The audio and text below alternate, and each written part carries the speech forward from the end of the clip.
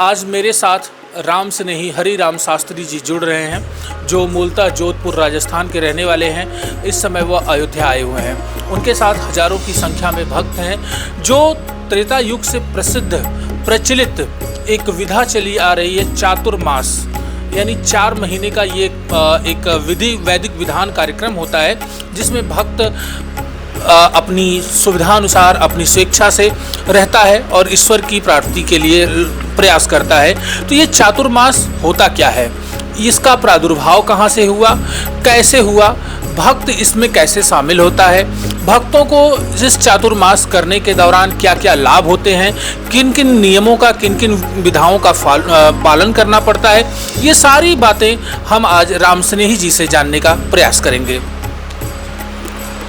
बहुत बहुत धन्यवाद तिलक दर्शन तिलक पत्रिका का, और बहुत सुंदर प्रश्न किया। हमारे सनातन धर्म का सर्वोच्च पर्व है यह चातुर्मास। चातुर्मास अनादिकाल से सतयुग से हैं। जब आपको पता हो कि हमारे शास्त्रों में भगवान वामन का अवतार प्रसंग हम श्रवण करते हैं। अवतार प्रसंग जब श्रवण करते हैं तो भगवान वामन ने बलि राजा से 3 पग जमीन मांगी, तो एक पांव से संपूर्ण धरती को नाप लिया, दूसरे पांव से ब्रह्मांड को नाप लिया। बोले तीसरा चरण कहाँ रखूं?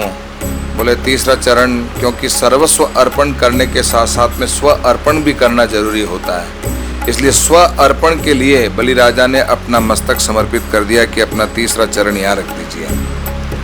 तो उससे प्रभावित होकर, प्रसन्नचित्त होकर सदा सर्वदा के लिए भगवान विष्णु ने, यानी वामन के रूप में भगवान ने वहाँ द्वारपाल बनने का निश्चय कर लिया रसातल में। लक्ष्मी जी को पता पड़ा नारद जी के द्वारा कि भगवान सदा के लिए अब आने वाले नहीं है, द्वारपाल बन करके रहे हैं। तो संतों की युक्ति कितनी महत्वपूर्ण है, संतों का कितना बड़ा महत्व है। वो नारद जी ने एक युक्ति बताई कि तुम ऐसा करो कि श्रावण की पूर्णिमा आ रही है, और श्रावण की पूर्णिमा के दिन आप जाकर के रक्षा सूत्र बांध करके अपना उपाय पूर्ण कर लो, भगवान को प्राप्त कर लो। तो हमारे शास्त्रों के अनुसार भगवान नारद जी के युक्ति से लक्ष्मी जी ने श्रावण की पूर्णिमा के दिन जाकर के बलि राजा को भाई बनाया, और भाई बना करके उनसे भगवान को वापस प्राप्त किया। अब भगवान ने कहा कि देखो भाई, इन्होंने मेरे को प्रेम से वशीभूत कर लिया, तो मैं इनका भी हो गया, और लक्ष्मी जी प्राण प्रिया है तो वो भी है। पर मैं बलि राजा, मैं तुम्हें वचन देता हूँ कि 4 महीने ये चातुर्मास प्रवास मेरा यहीं रहेगा, मैं यहीं आकर के शयन करूँगा। तो इसलिए हमारे यहाँ शयन एकादशी कहलाती है और देव उठनी कहलाती है। तो ये 4 महीने का चातुर्मास हमारे सनातन धर्म में तब से ये प्रारंभ हुआ है।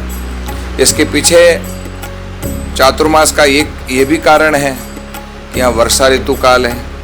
वर्षा ऋतु काल में अनेकानेक जीव जंतु होते हैं, चलने में बाधाएं, क्योंकि जल तालाब सब, नदी तालाब सब भर जाते हैं, तो कई जीव जंतुओं का चलने फिरने से वध होता है, मर जाते हैं, वो पाप दोष हमें लगता है।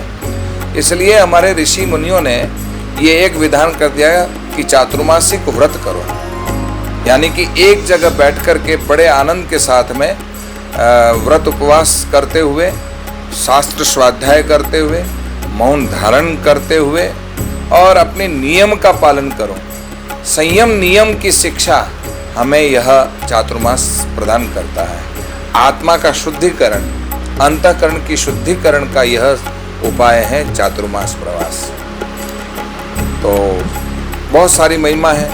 अच्छा, ये संतों को ही नहीं, प्रत्येक सनातनी को अपने शरीर को स्वच्छ रखने के लिए, अध्यात्म ऊर्जा पाने के लिए, और वैदिक परंपराओं का वहन करते हुए अपने इहलोक को और परलोक को भी धन्य करने के लिए ये चातुर्मास एक अपने आप में बहुत महत्वपूर्ण है। इसलिए प्रत्येक साधक को पाठ करना चाहिए। पर आज के वर्तमान समय में पद, पैसा, प्रतिष्ठा की दौड़ में, भौतिकवाद के चकाचौंध में जरूर यह व्रत का धीरे धीरे समाप्त सा होता जा रहा है। व्यवस्थाएं बढ़ गई, व्यस्तताएं बढ़ गई। अब आजकल कोई भी तप नहीं करना चाहता, यानी कि थोड़ा सा भी शरीर को कष्ट नहीं देना चाहता। हमारे शास्त्रों में कहा है, भागवत में कहा है, तितिक्षव कारुणिक सुहृद सर्वदेहि नाम अजात शत्रवः शांतः साधु साधुभूषणः। ये इतना कहा है। ये सारे गुण एक तितिक्षावान व्यक्ति के जीवन में होना चाहिए। सहनशीलता का भाव हो गया, किसी के मन में किसी के प्रति करुणा दया भावना नहीं है।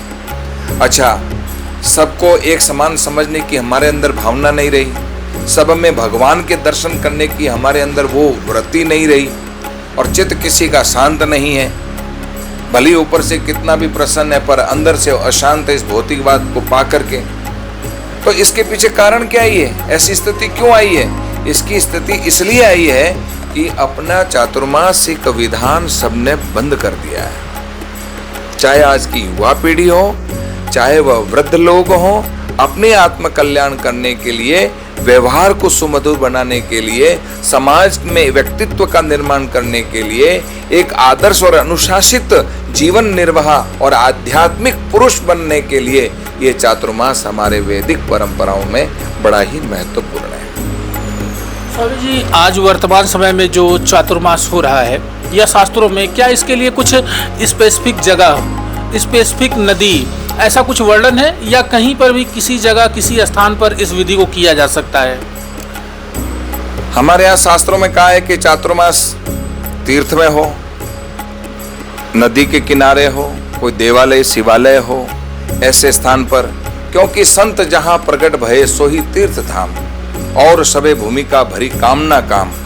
ये हमारे अंतर्राष्ट्रीय राम स्नेह संप्रदाय के संस्थापक स्वामी रामचरण जी महाराज हुए हैं।